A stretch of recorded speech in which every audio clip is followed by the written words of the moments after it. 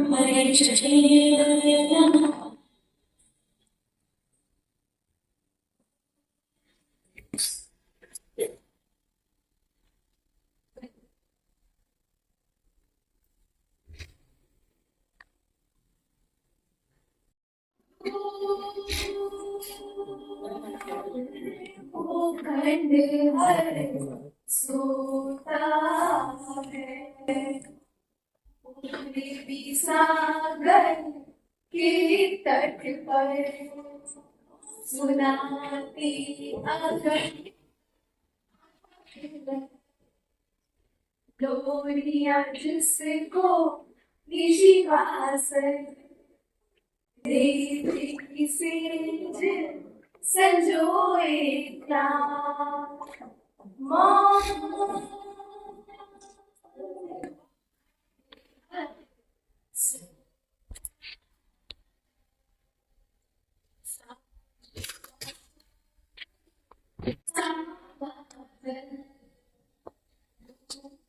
सूरज की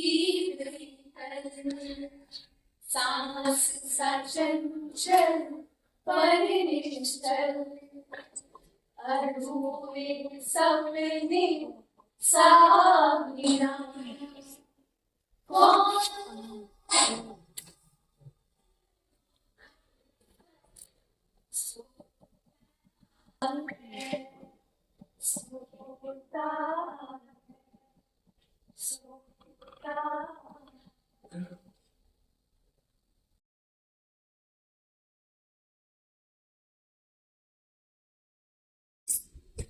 लेकिन एक दिन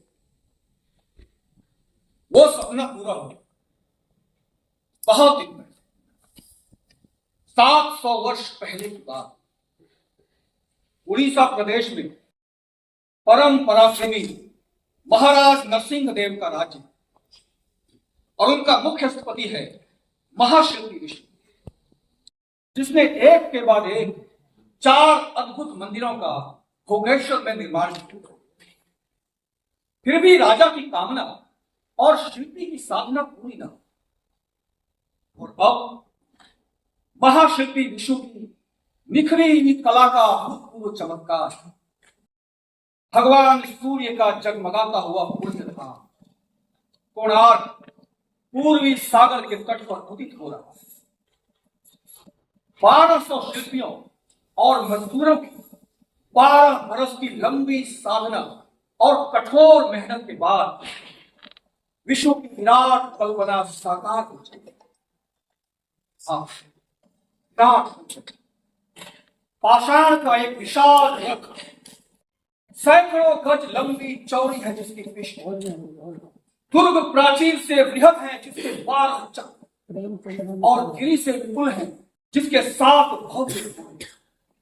और मंदिर के भीतर एक अनोखा चमत्कार, भगवान सूर्य की जाज्वल्यमान मूर्ति चुंबक पत्थर के आकर्षण से निराधार शून्य में विराट कल्पना साकार हुई। लेकिन मंदिर का शिखर पूरा होना बाकी है। सारे उत्कल की आंखें कोणार्क पर हैं। कब उसका शिखर पूरा होगा? कब उस पर केसरी पताका फहराएगी? कब कब आखिर कब?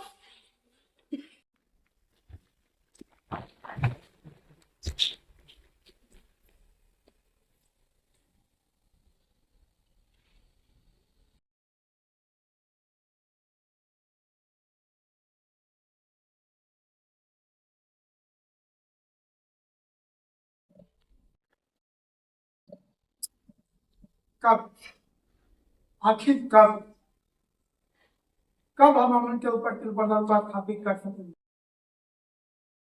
आज 10 रोज हो गए, इसी के कारण मूर्ति का प्रतिष्ठापन नहीं हो पा रहा।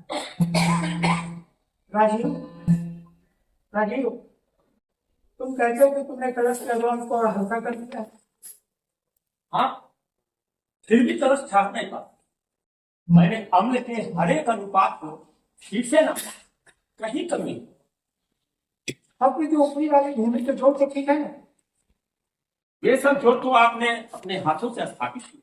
जानता हूँ, लेकिन मंदिर की महती कल्पना मेरी बुद्धि का परे हो सकती है। मुझे न मालूम सूर्यदेव के जिस विशाल वाहन का स्वप्न में देखा करता था, वो एक दिन सच्चा होते होते इस पार्थिव धरातल से उठकर भगवान भास्कर के चरण छीने के लिए उतावला होता है। राजनगरी के ज्योतिषी भानुदत्त का कहना है कि ये ठीक रहेगा ना विशु? कोई कमी तो नहीं? नाट्यचार की वेशभूषा में हाथों में दीर्घ से पूरा कहा है 700 मिस्त्री। इतना भी नहीं। हाथों में मंदिर देखे हो, मंदिर पर जाने की भंगिमा यदि न हो तो नाट्यचार की मूर्ति सुंदर लगेगी। और यदि मंदिर पर जाना हो तो कलाइयों में स्वर्ण सीखना कैसे समझाता। तुम्हारा क्या विचार है विशु? हाथों को अपनी मुद्रा में रखो ना। ये देखो, बाएं हाथ में मंजीर को उल्टा करके इस तरह रखूंगा और दाएं हाथ के ऊपर से कटक मुद्रा में इस तरह, मानो मंजीर बजाकर मैं नर्तकियों को संकेत दे रहा हूं। ठीक है ना विशु? मामला क्या है विशु? राजीव, ज्योतिषी क्या कहते हैं? कहता है कोणार्क दिवाले जे ही खुला होगा तो ही उसके पत्थरों में पंख लग जाए और सारा मंदिर आकाश में उड़ जाए। मैंने भी सुनी थी ये भविष्यवाणी, लेकिन एक परिवर्तन चाहिए। वो क्या ताते सो में थी? मंदिर उड़ेगा नहीं। नाट्यचार सोम श्री के संकेत पर जब नाट्य मंदिर में देवदासियां नृत्य करेंगी तो ताल देने के लिए पूरा कोणार्क देवालय ही सिरन घुसेगा। दस्ता तयू ता तयू दस्ता तयू ता। ये परिहास की बात नहीं है दोस्तों। तो विशु, क्या तुम सच मानते हो कि कोणार्क का ये भारी पत्थर विशाल कायन मूर्तियां गगन हो जाएंगी? कह नहीं सकते। और हाँ, इतना अवश्य कि हमने पत्थरों में जान डाली, उसे गति दे दी। वो भूल रहा है कि वो धरती का पदार्थ है, उसके पैर धरती पर नहीं थे। पत्थर का यह मंदिर है आज कल्पना के स्पर्श से हवा की तरह गतिमान, किरण की तरह स्पर्शहीन और सुगंध की तरह सर्वव्यापी हो रहा है। लेकिन धरती से चलते क्या मुझे लगता है कि अनजाने में ही हम लोगों ने पृथ्वी और आकाश के बीच भीषण संघर्ष था। पृथ्वी और आकाश के संघर्ष की बात ठीक सोचना विष्णु। कर के पृथ्वी पति क्रोधाग्नि झेलने का भी कोई प्रबंध किया है? महाराज नरसिंह देव की क्रोधाग्नि से तो करुणा की फुहारे क्षण भर में शांत, और वही फुहारे जब गर्म तवे पे पड़ती है तो उसकी जलन और भी बढ़ जाती है और फुहारे छू मंतर हो जाती है। तुम्हारा मतलब उत्तर नरेश का क्रोध क्षण भले ही हो, लेकिन राजनाथ चालू के उसे पड़ोसी रखते हैं और उन्होंने जगह सुपस्थित नहीं किया। राजराज चालुक्य राज्य के सब कुछ नहीं हो सकते। तुम भ्रम में हो मित्रों। महाराज नरसिंह देव तो बंग प्रदेश में यमुनों को पराजित करने से हम लोग कहते हैं कि राजनगरी में महामान भी आजकल सर्व सम्मान है। दूर से आने वाले शिल्पी महामान द्वारा किए गए अत्याचारों का समाचार लाते हैं। उनमें से कितनों के ही कुटुंबों पर महामान का अन्याय करना पड़ता है। दिन प्रतिदिन तरफ तरफ का संकटजनक खबरें आ रही हैं। सुनने में आए हैं महागणपासी पे सब अधिकार के लिए हथियार लिए। तब तो सारे गणपासी क्षेत्र उनके अधीन हो गए। वही तो राजसेना तो बंग प्रदेश में यमुनों को पराजित करने मिले और इधर गणपासी सेना के बल पर महामान की शक्ति दिन प्रतिदिन बढ़ती जा रही है। किसी की शक्ति बढ़े या धर्म, हमें तो कुरान को पूरा करनी। यदि आप धर्म पद की बात सुने तो शायद अपना विचार बदल न लेता। हम ये धरपत कौन? एक किशोर शिल्पी हाल ही में आया। आयु हल्दी है, शायद 16 वर्ष, किंतु बुद्धि तीक्ष्ण, आपसे मिलना भी चाहता है। मुझसे मिला करता है, पर क्यों? साफ नहीं पता किसी दिन की कभी और हो मंदिर की तरफ की ओर निर्णय में देखता रहता है, कभी अल्प समय में चमत्कार की मूर्तियां तैयार कर देता है। कीर्ति स्थम पर गायकों को उसी ने उठते नहीं किए। ये 16 वर्ष के किशोर राजीव, मैं वैसे नहीं रहूंगा। कहिए तो अधिक बुलाओ। उसकी ओर नई वाणी में आपको विश्व में विद्रोह का भाग मिलेगा। राजीव, शिल्पी को विद्रोह की वाणी नहीं चाहिए। मेरी कलम में जीवन का प्रतिबिंब और उसके विरुद्ध विद्रोह दोनों सही। राजीव, तुम उस किशोर को बुला रहे, मेरी कृषि के स्पर्श से उसकी प्रतिभा की गंध जागृत होकर उसकी वाणी को मौन करें। राजीव, मुझे उसकी कला चाहिए और मुझे भी इसकी कला चाहिए। क्यों बंधु, तुम मुझे नृत्य और संगीत सिखाओगे क्या? नहीं, सोचता हूँ मेरी मूर्ति तो तुम बनाने से रहे, इधर मैं तैयार खड़ा हूँ, वो प्रतिभावान किशोर ही से पूरा कर देगा। अरे ऐसा क्यों कहते हो? मैं अभी तैयार की देता हूँ।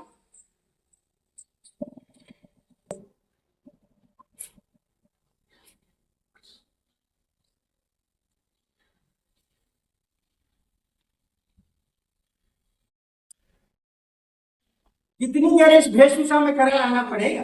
बस थोड़ी देर, जल्दी है क्या? नहीं, प्रतिष्ठापन में जितनी देर हो रही है उतना ही मुझे समय मिल जाता है संगीतक की तैयारी के। तो फिर गीत गोविंद ही दिखाओगे? क्या ही अच्छा होता यदि जयदेव ने सूर्य भगवान पर ऐसा ही संगीतक रखा होता। गीत भास्कर? हाँ, यही नाम मैंने सोचा है। तो क्या भास्कर भगवान पर ही संगीतक प्रस्तुत करोगे? उससे अधिक समीचीन और क्या चीज होगी कुणाल के नट मंदिर में। लेकिन सूर्य भगवान की कथा में वो रमणीयता का प्रणय प्रसंग कुंती और सूर्य लोग समझते हैं कुंती ने ऋषि का वरदान जांचने के लिए सूर्य भगवान का आह्वान किया, जिन्हें क्षितिज पर सवेरे की अरुणिमा दिखाती है। तेजस्वी सूर्य देव का मादक स्वरूप कुंती के मानस गगन की छोर पे खींच गए और फिर जैसे पूर्व दिशा की लालिमा मध्याह्न का जगमगाता प्रचंड ताप बन जाती है, ठीक वैसे दोनों का तट और विश्व व्यापी विलास बन गए। कोणार्क की युगल मूर्तियों में वही विलास बिखरा पड़ा है। दाम यौवन का वेग, दम श्रृंगार का उल्लास और फिर विलास के बाद विरोध। विष्णु हृदय संगीतक में जयदेव और कालिदास दोनों का मन कांचन संयोग होगा। अद्भुत संयोग गीतों में गोपियों की पीड़ा हुई कुंद होकर मुद्राओं में शकुंतला की व्यवस्था आजाद संतान का भार लिए कुंती उपलंघन करेगी। अपने दिव्य तेजस्वी प्रेमी सूर्य देवता के प्रति इसकी निष्ठुरता, निर्ममता, हृदयहीनता ये संग कभी नहीं होगा, कभी नहीं होगा। विष्णु क्या बात है? कुछ नहीं। बंधु मुझसे मत छिपा, इतना उत्तेजित होते इससे पहले मैंने कभी नहीं। सोमू इधर आओ।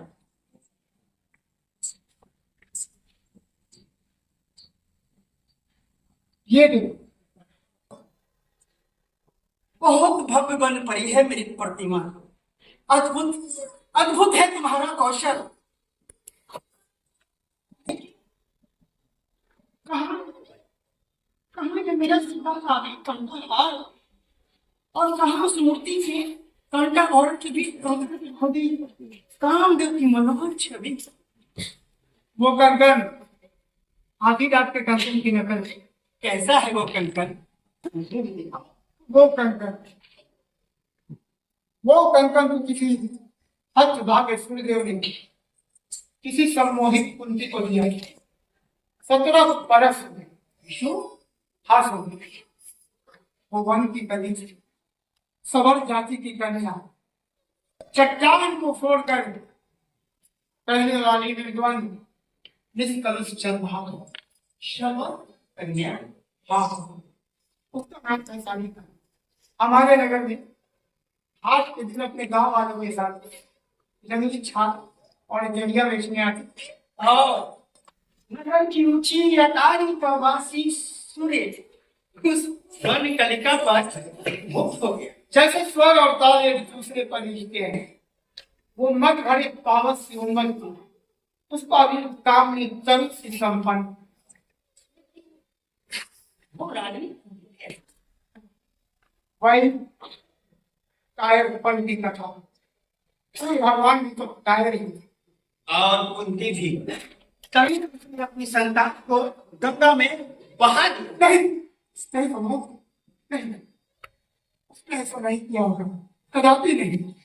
तुमने अपनी संतान को देखा था? सोनू, जब मुझे ज्ञात हुआ तो माँ बनने वाली है तो पूरा कुटुंब के बहन ने मुझे ग्रस लिया और नदी पर बढ़ती सांझ की तरह बहन की चंद्रा मेरी बुद्धि पर छा गई और मैं भाग आया। सारिका उसके संतान से दूर, बहुत दूर भुवनेश्वर में देव मंदिर की छाया में कला के आंचल में अपना दिल छुपाने। लोक के बादलों पर सूर्य की किरणें बिखरी और कला का सतरंगी इंद्रधनुष सारे उज्जल पर छा गया। कैसी भी नमना है विष्णु कि तुम्हारी टूटी हुई रागनी का विशाल रूप, तुम्हारी चमत्कार पूर्ण कला का वैभव।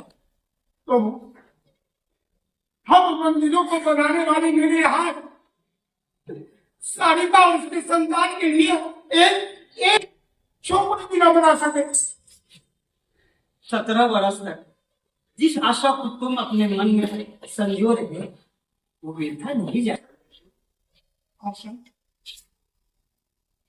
संगों में भटकने वाली मेरा सीता अविवाहिता माँ और उसने बच्चे से मिलने किया था। नहीं तो नहीं, मुझे प्रायश्चित करना होगा। कैसे? सुनो, यदि पुराण पूरा ना होगा तो फिर उसे नष्ट करना होगा और यही होगा उत्पत्ति का प्रायश्चित। शिल्पी, तुम विष्णु हो, शंकर नहीं, निर्माता हो, संहारक नहीं। और फिर ये स्तंभ और ये पाषाण, इसे तो भूकंप ही गिरा सकता है अथवा कान की गति। सुनो, ठीक चुंबक पत्थरों के आकर्षण से सूर्य भगवान की विशालकाय मूर्ति निराधार स्थित है। तुमने उसे ध्यान से देखा? क्या इनमें भूकंप की शक्ति भरी है? तो सुनो, एक रहस्य की बात, ठीक बीच में जो चुंबक है उसे हटा दो ही मूर्ति बड़े वेग से गिर पड़ेगी और भूकंप की भांति मंदिर की सारी सियाएं और स्तंभ गिरने लगेंगे और आचार्य, यही वो युवक है।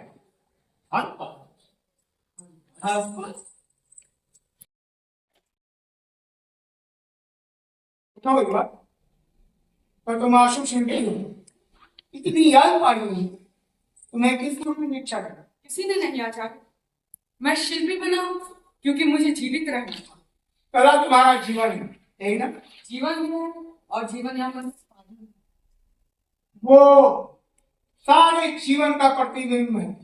देखो, हमारे पुराण देवालय को आगे भर कर देखो, ये सारे जीवन की गति का अनुसर है। हमने जो मूर्तियां इसके स्तंभ उसकी ऊर्ति और अधिष्ठानों में अंकित किए हैं, उसे ध्यान से देखो। इनमें मनुष्य के सारे कर्म, कार्य, वासनाएं, मनोरंजन और मुद्राएं चित्रित हैं। यही तो जीवन है। क्षमा करें आचार्य, इन श्रृंगार मूर्तियों को देखते देखते मैं अभी गया हूँ। अभी से युवक, किसी रमणी के सामने मत कह देना, नहीं तो तुम्हें अविवाहित रहना पड़ेगा।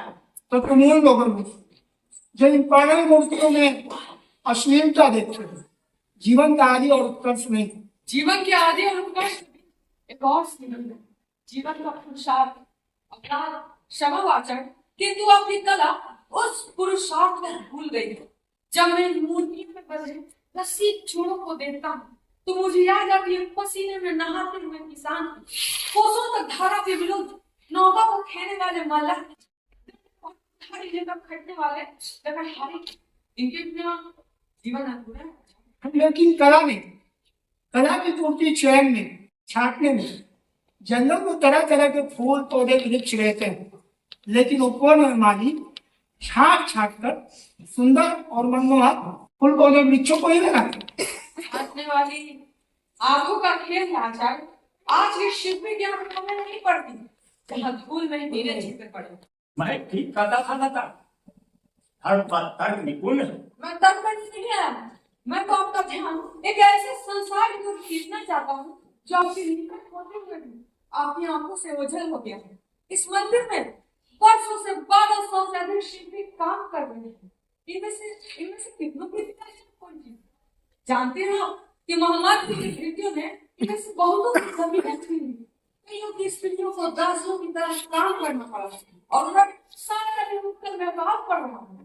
तो तुम्हें क्या लगता है कि ये सब बातें हम लोगों को मालूम नहीं, लेकिन राज्य के काम काजों में पड़ना हम शिल्पियों के लिए अनुचित है। मगर यह भी तो नहीं, जब चारों ओर अत्याचार और अकाल के लपटे बढ़ रहे हो, शिल्पी एक शीतल और सुरक्षित में जवान में मिला दुनिया में होता है।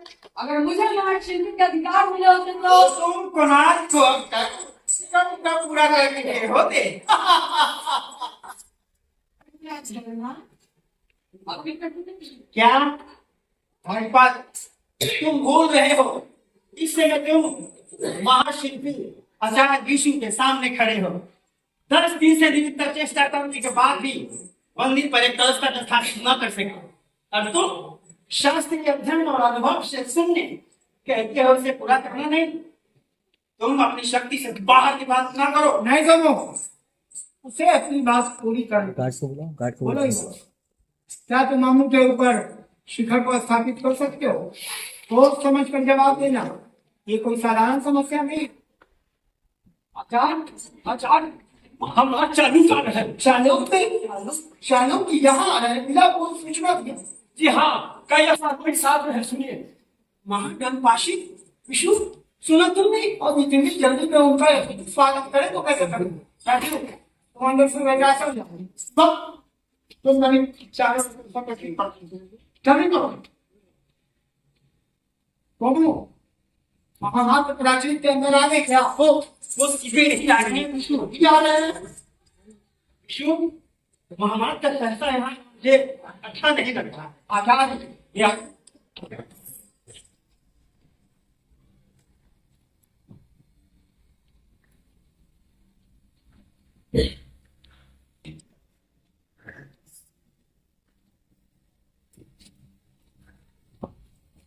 तुम जानते हो विष्णु, मैं भी सहसा तुम्हारा महामार के आने की कोई पूर्व सूचना नहीं। सूचना तेरे साथ तुम लोगों का भाड़ा बोल कैसे होता?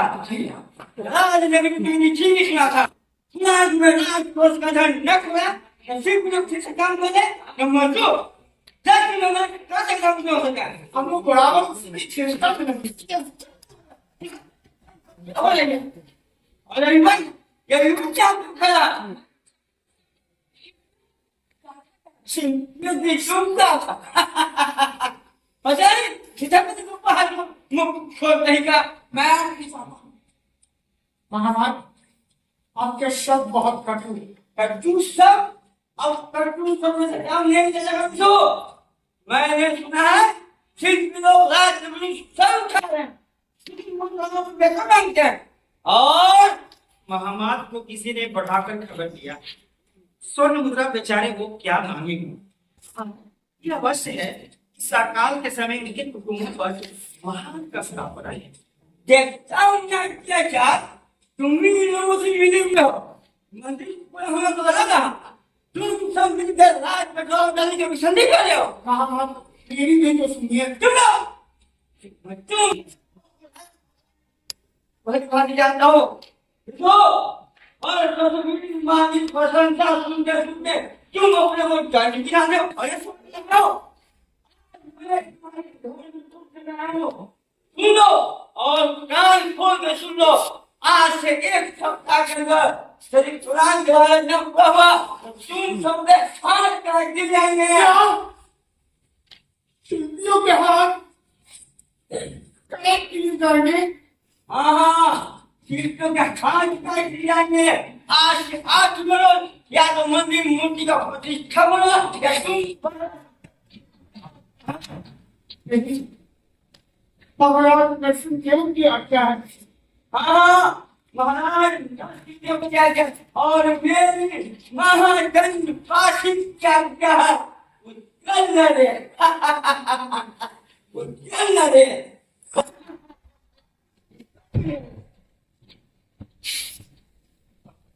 अब क्या बताएं? करते हैं महाराज मेरी वर्षों की सेवा पर इतना बड़ा कुटारा खाक उत्तर नरेश की आज्ञा है जब महामान का अपना उपहार हम लोगों के पास साधन भी तो नहीं है महाराज की मन की बात जान सके समय भी तो नहीं है और महाराज वन की जेठ के उपरांत लौटे भी तो नहीं है। आदमी जब 7 दिवस के बाद हम सबों के हाथ काट के जाएंगे। ये हाथ हजार क्या कौन उपाय नहीं है?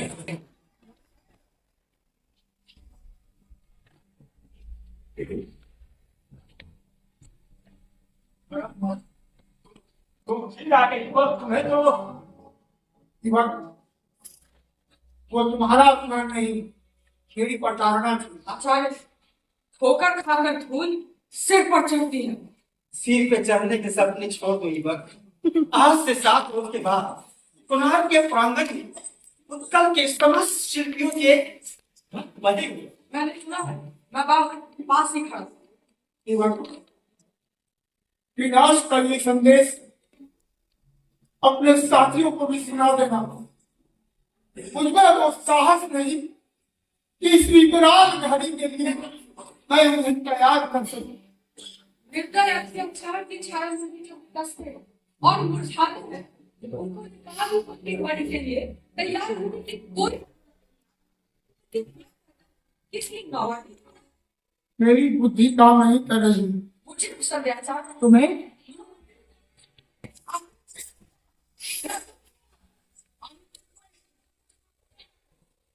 राजा मुझे अवसर दिया जाए। यदि तुम्हें अवसर दिया जाए तो तुम क्या करना चाहोगे युवा? आचार्य, मुझे लगता है कि कोणार्क के कमल की पंखुड़ियां उल्टी है, उन्हें उलट दिया जाए तो कलश ठहर सके। तुम्हारा मतलब के ऊपर कमलाकार अम्ल से है? जी, यदि इसके हरे कुछ इस तरह से रखा जाए कि जो बाहरी हिस्सा है वो अंदर केंद्र पर और जो नुकीला भाग है वो बाहर निकले, तो उसकी आकृति एक कमल सी हो जाएगी। कली किसी नहीं, लेकिन कलश स्थिर रहेगा। तुम्हारी बातें सार ही नहीं जान पड़ती। अंत के केंद्र पर अधिक भार देने से शायद दृष्टि को सहारे नहीं। मेरा तो निश्चित है, मैं उसे पूरी तरह तो नहीं समझा सकता, किंतु देखिए